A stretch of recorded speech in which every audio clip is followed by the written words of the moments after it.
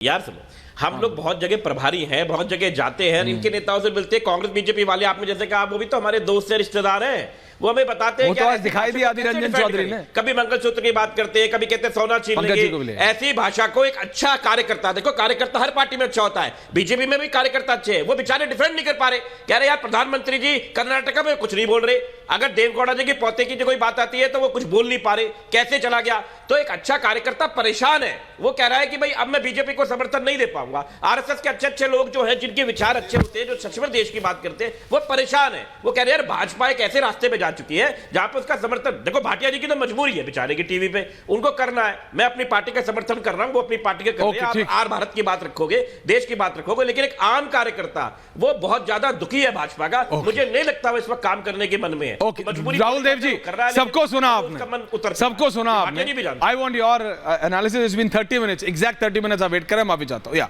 राहुल देव जी, और फिर मैं आ रहा हूं दोबारा। राहुल जी, मुझे लगता है ऐश्वर्य कि सर मैं बांग्ला नहीं जानता, इसलिए ठीक ठीक अनुवाद क्या उनका उनकी बात का होगा मैं नहीं जानता। सर मेरे पास पूरा बांग्ला चैनल है सर, 1000 लोगों का, मैंने बहुत ट्रांसलेट कराया। रंजन जो कहा होगा, trust me on that sir. Republic Bangla हमारा पूरा ट्रांसलेट कराया। मैं उस पर सवाल नहीं कर रहा हूं। ओके सर, मैं मान रहा हूं, मैं उस पर सवाल नहीं कर रहा हूं। अधीर रंजन जी का नाम ही अधीर है, और मैं समझता हूं कि बहुत सोच समझ के रखा गया है।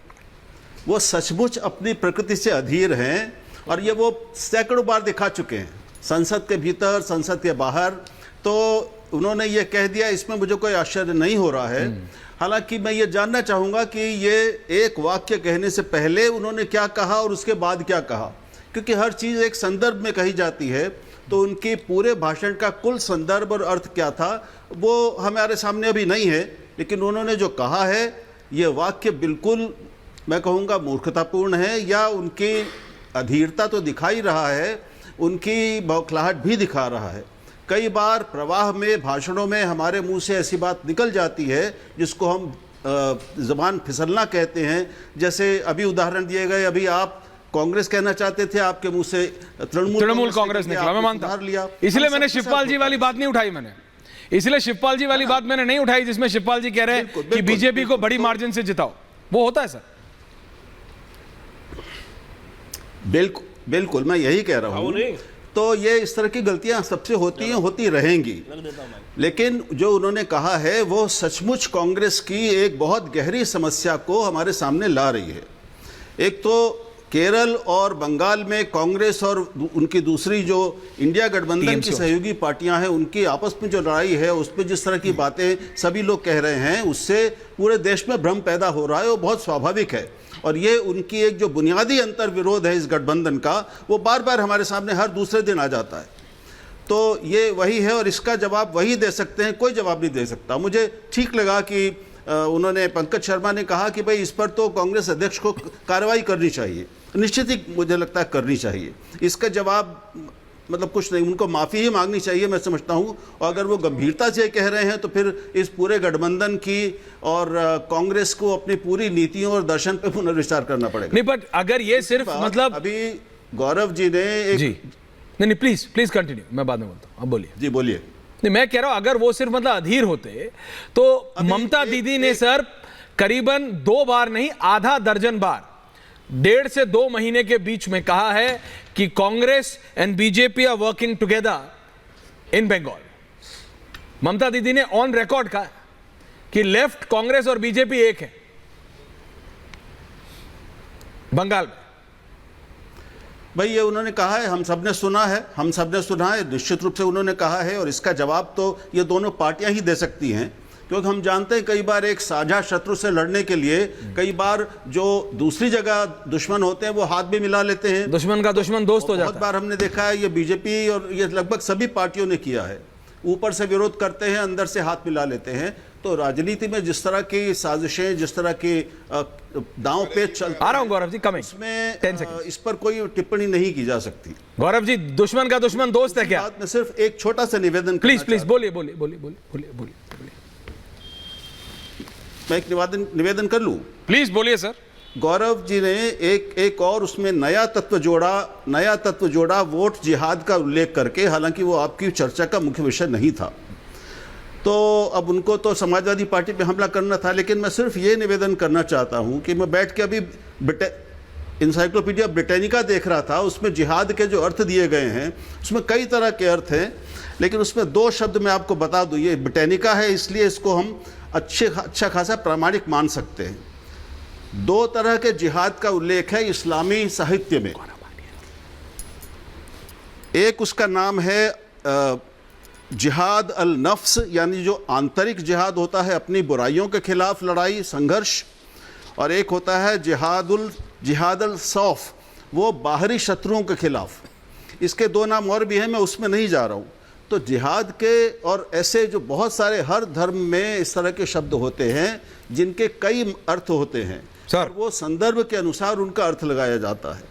तो मैं समझता हूं कि अगर वोट जिहाद किसी ने कहा है कहती तो बेहतर होता, लेकिन कहा है तो उसको तलवार वाले जिहाद नहीं माना जाना चाहिए।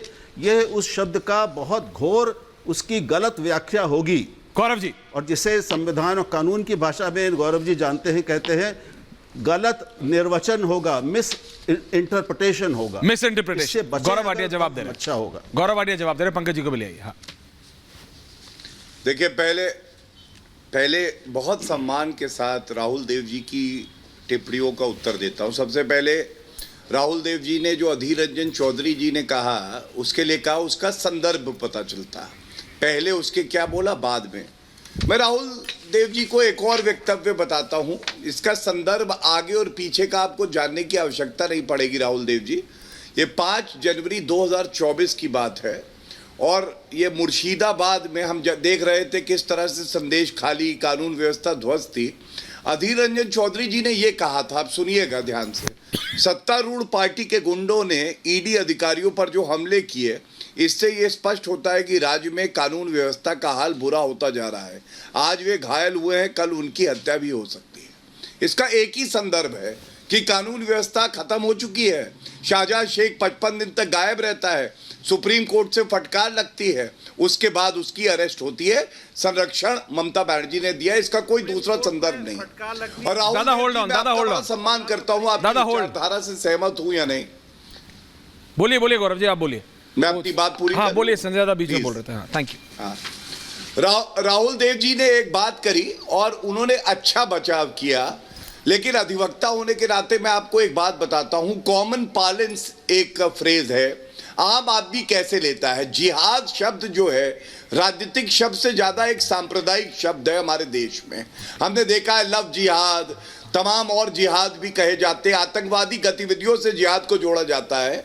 आपको मालूम है इन्होंने क्या कहा? मैं इनका स्टेटमेंट भी आपको बताता हूं। Rahul Dev ji, model code of conduct कहता है कि धर्म के आधार पे आप कोई अपील नहीं करेंगे वोटों की, क्योंकि ये मॉडल कोड ऑफ कॉन्डक्ट का भी वायलेशन है, सर्वोच्च न्यायालय का जजमेंट है अभिराम सिंह, उसका भी जो है वायलेशन है, और रिप्रेजेंटेशन ऑफ पीपल एक्ट का भी। लेकिन मरिया आलम खान कहती हैं अगर हम अब भी एक नहीं हुए तो समझ लेना कि यहां से हमारा नामो निशान मिटाने के लिए जो सरकार कोशिश कर रही है, ये उसका एक अंश है। अंश मैं क्यों पढ़ रहा हूं? इसका मतलब धर्म के आधार पे कह रही हैं वोट जिहाद करो और एकजुट हो जाओ। तभी मैंने ये बात करी, हिंदू सहिष्णु है, लेकिन अगर इसका रिएक्शन हो और बहुसंख्यक भी ये सोचे कि हम एकजुट हो जाएंगे और जो लोग धर्म के आधार पे आरक्षण देते हैं, अपने आप को मुस्लिम पार्टी बताते हैं, उनके खिलाफ वोट करेंगे, इनका सुपड़ा नहीं साफ हो जाएगा? आप मुझे बताइए। लोकतंत्र की हार होगी, लेकिन सुपड़ा जरूर साफ हो जाएगा। इसीलिए कह रहे हैं इन्होंने हमारे लोकतंत्र को, चुनावी प्रक्रिया को प्रदूषित किया है, और ये करते आते हैं। इस पे आपत्ति दर्ज होनी चाहिए और कस के होनी चाहिए।